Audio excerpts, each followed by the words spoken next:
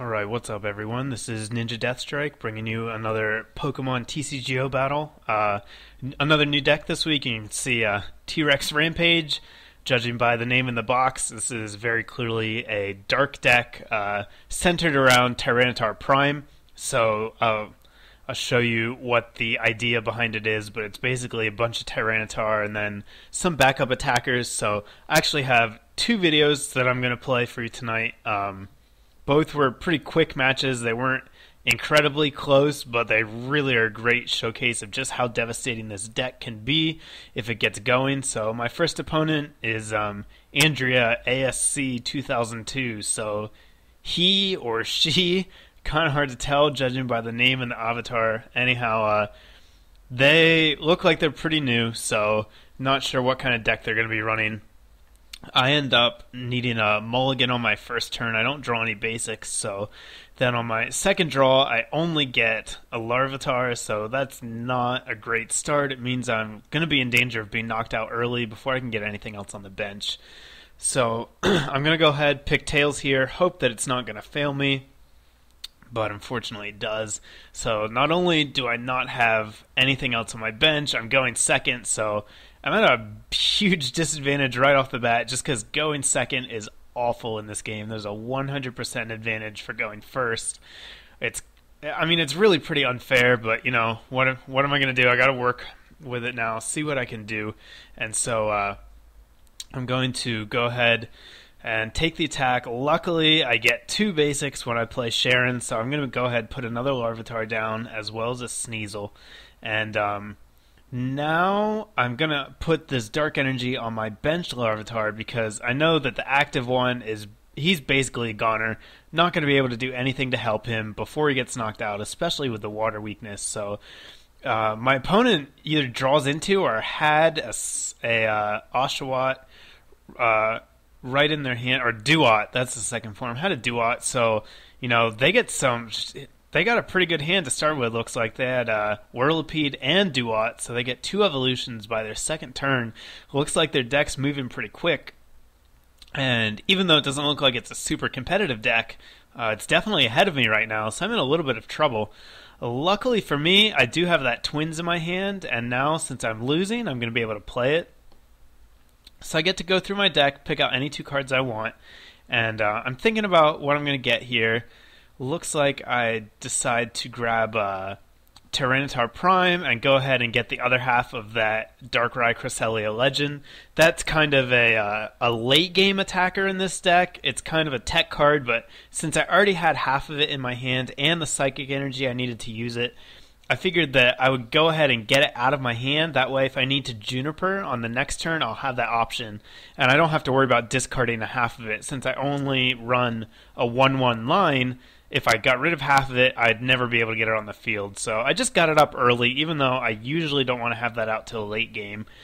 And then I go ahead and hit him with a Darkness Roar. And Darkness Roar does 20 damage to every Pokemon on the field that isn't a Dark type. So it's a spread attack that just works on quickly building up a little bit of damage on everything and then just knocking out a bunch of stuff on the same turn. And it's really great because it forces your opponent to evolve whether they're ready to or not. Because if they just leave those basics down on the bench, they're going to be KO'd in 2 or 3 turns. So here I decide to go ahead and use Professor Oak, grab a new hand, I get another Larvitar, and since Larvitar is actually a fighting type, he's going to end up getting hit with this attack as well, which is one of the major problems of this deck. There's no way to get around doing that, except I guess you could use an Evolite once that comes out, but anyhow, I end up hitting my own guy for 20, but I also hit everyone else for 20, so now he's got a couple of guys in danger of being knocked out. Both that Oshawott and the Gothlet on his bench are at 40 damage, meaning that one more Darkness Roar is going to end up taking them out. So I get another T-Tar here, which is great. Don't have to worry about hitting myself with Darkness Roar anymore. And now I'm going to go ahead and use Oak again, refresh my hand, see what I can get. I pull up a Weevil, which is really nice. Weevil's Poke Power, whenever you evolve him from your hand, you get to look at your opponent's hand and choose any card you want there to discard. So it looks like he doesn't have a whole lot of helpful cards anyhow. I'm just going to go ahead and get rid of the Trainer. Seemed like the best bet. But really, it didn't matter since his hand was pretty bad anyhow, which is good to know. And now I'm just going to continue to spread that damage around. Looks like everything's at 60 now, so Duat and Whirlipede are going to be able to take another attack, but we're going to see this turn both the first Oshawott and the Gothlet are going to go down, so I get 2 prizes. And now he's got 2 more Oshawott being in danger of being KO'd the next turn. Oh, Duat went down too. Right, because I had the Special Dark, it does do an extra 10 damage to the active, so I was able to hit Duat for 30. So, take down 2 cards right there, and now everything else on his side of the field is in danger of being KO'd this next turn unless he does something. So, you can kind of see this deck is a little bit slow to get set up. Your opponent is going to be able to evolve a couple of their guys, but then it gets to the point where you just get to this turn, and if they don't do something miraculous, everything on their side of the field is going to end up being knocked out on the same turn or within the same couple of turns, and that's what you can see. That's what's happening right now. And that's part of the reason this deck is so fun. It's just really easy to spread that damage around. So on this turn, I feel like I'm in a pretty good spot. I'm just going to go ahead and play a Collector to thin out my deck a little bit. I should have grabbed 3 cards. You almost always want to grab 3 cards with Collector, even if you're not going to use them, just because it helps thin out your deck and increases the probability of drawing a more useful card later. You know, you don't want to draw that useless basic when your bench is already full. That's a dead draw, so I should have got 3, but it's not really going to matter at this point because I have 2 T-Tar Primes on the field, and I'm just murdering everything he has. Look at that. 3 KOs in 1 turn. So, you know, in 2 turns, I took 5 prizes and left him with nothing but a lone Gothlet. So I believe at this point, yeah, he just concedes, which I don't blame him. You know, sometimes it's annoying when people quote-unquote run or concede, but I really don't mind it, especially if you're getting beat that badly. You know, if it's down to like 2 prizes each and you know you're going to lose, then I get a little annoyed then, but when it's a blowout like that, I don't mind when people just concede. I do the same thing. And so now we have a second match, same deck, and again, this is just a really great example of how crazy this deck can get. I mean, if you think about it, if they've got all 6 cards out, you're putting 120 damage on their side of the field per turn. That's a lot to deal with. So next opponent, low 50. Again, doesn't look like he's got a whole lot of cards, so probably not going to be the most competitive match, but I kind of had trouble getting a good match with this deck. I do have one, which I'll be posting later, but I wanted to put these up first just so you could see how the deck is supposed to work. And then when I post the next one, you'll see what happens when things don't exactly go according to plan. But again, I mulligan, don't get a basic, but at least this time I don't have just a lone Larvitar out there. I've got the Volibee to back me up just in case I get knocked out early. And again, I get half of that legend, which I absolutely do not want right now. So I'm going to have to, maybe I'll be able to P-com that back into my deck and get something more useful. Really, the idea with the Darkrai Cresselia Legend, because I don't get to use it in any of these videos, is that it comes in late game after a couple of your T-Tars have been knocked out and you have a bunch of damage on their side of the board. It comes in for 1 Psychic Energy. It lets you move the damage on their side around however you want. So you put it down, bring it in after something goes down, and then just move around all the damage and take out all the energy on their side of the field. Take out all of the attackers, leave them with nothing but a bunch of bench Pokemon that can't do anything. And they're basically crippled from there. You know, you've disposed of all of their threats in 1 turn. Then you can just clean up with Mandibuzz, usually. So, again, I'm paired with up against a water starter. It looks like a Horsey. That means there's a possibility of a Kingdra Prime. But looking at the rest of his deck, it looks like he kind of just mashed up the basic green and basic blue decks. So, more than likely, he does not have a Kingdra Prime. Or anything else that's really fantastic for that matter. But, you know, you never know. He could have it, so I need to play as smart as I can. And again, I go second, so not great. I'm going to go ahead and P-com right now, get rid of the half of that legend. Crest is not going to do me any good at the time being. So I'm going to P-calm that back in. Wow, that took a while. This guy was one of those players that stalls forever between his turns. I ended up cutting out like 8 minutes of him just doing nothing, just stalling. So be happy that you don't have to watch all of that. Anyhow, I'm going to go ahead, grab another Larvitar. You can see again, I've got a Twins in my hand, so once he takes out my active Larvitar, I'll be able to activate Twins, grab a candy, and if I haven't pulled a Darkness Energy by that time, get a Dark Energy, and be able to get T-Tar Prime going as soon as Larvitar goes down. And again, my opponent, gets a really good hand without any supporter help. He's got Seadra Metapod without needing to draw anything, so he's got 2 evolutions by turn 2. Once again, looks like he doesn't have a water energy though, so he goes ahead and just attaches another grass to Seadra. That means that Larvitar is safe for another turn, which I don't really care about at this point.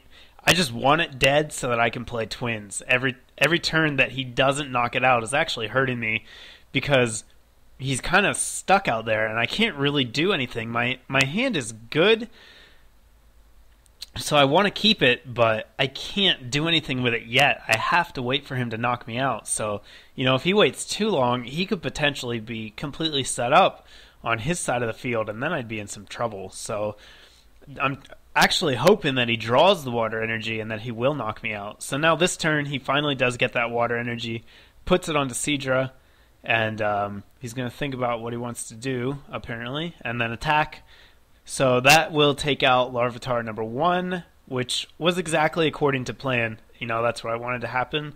So looking good. As soon as he decides what prize he wants, he's going to think about that too. It's going to let me send out my energy Larvitar. I draw another Tyranitar, so that's nice. I'm going to go ahead and use Twins, and this time I'm going to choose to grab another Twins as well as a rare candy, and that's going to give me the ability to grab my second Tyranitar next time. I can Twins again, get another candy, and then maybe even another Twins if I have the third one in my deck. So now I'm going to rare candy here.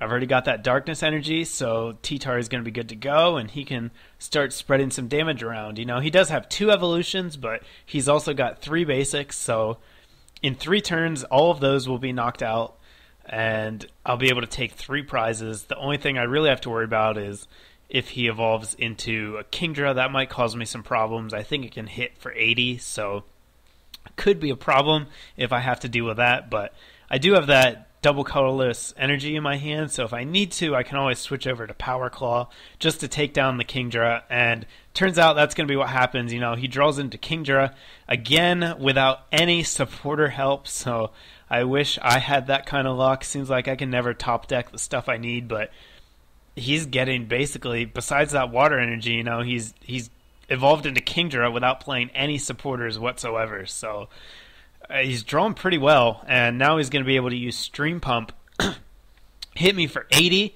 which is just enough to 2-hit KO me, so that's kind of inconvenient.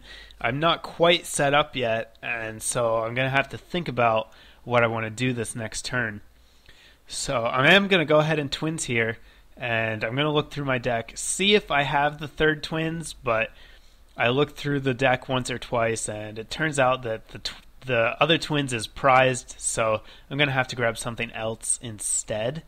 And I believe I probably grab another Darkness Energy. I'm not positive. Let's see what I decide to get here.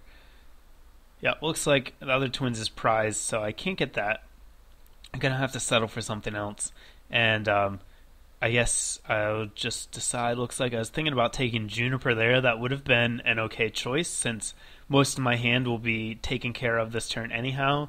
Discarding the rest next turn wouldn't have been too much of a loss, but instead I just decide to grab the backup Darkness Energy.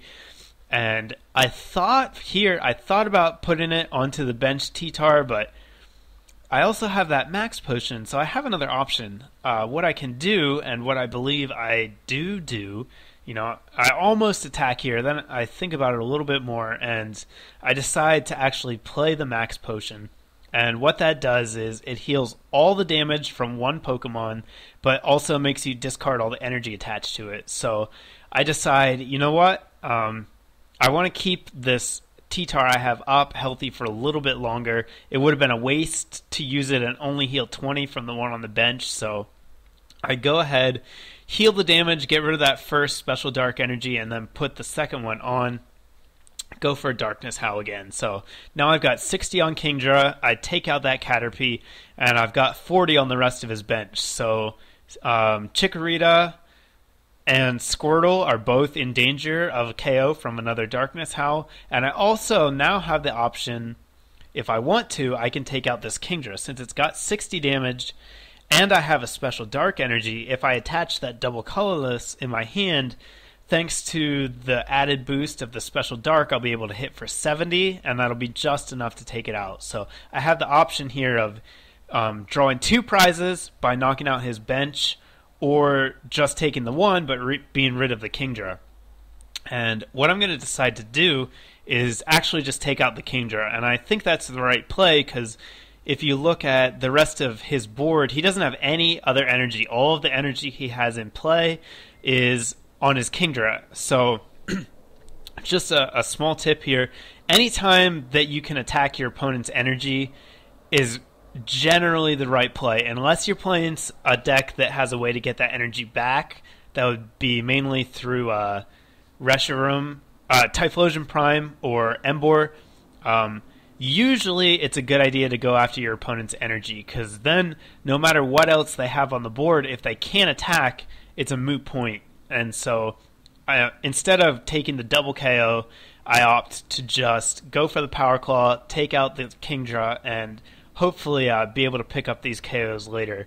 There is a chance that he could evolve one or both of those guys next turn to stall me for a little bit, but even if he did that, I'd still be able to put the damage on him, and really right now they're just sitting ducks on the bench. I can pick up those prizes whenever I want. And the decision to knock out Kingdra lets me keep my Tyranitar in play. So at this point, he realizes that he's not going to be able to do anything, concedes the game, and that's going to be it. So that was a really couple good matches to show you how Tyranitar Prime works. I hope it was helpful.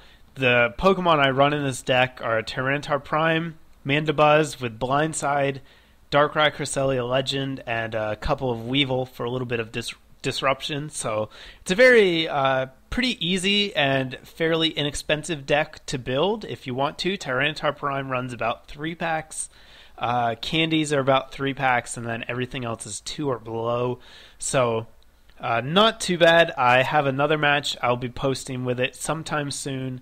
And I'm also planning, or at least considering, doing a Let's Play of a Pokemon hack, that just a ridiculous Pokemon hack called Pokemon Quartz. So there may be an intro episode of that up sometime later this week. So stay tuned, guys. I'll have more of something coming your way shortly. Thanks.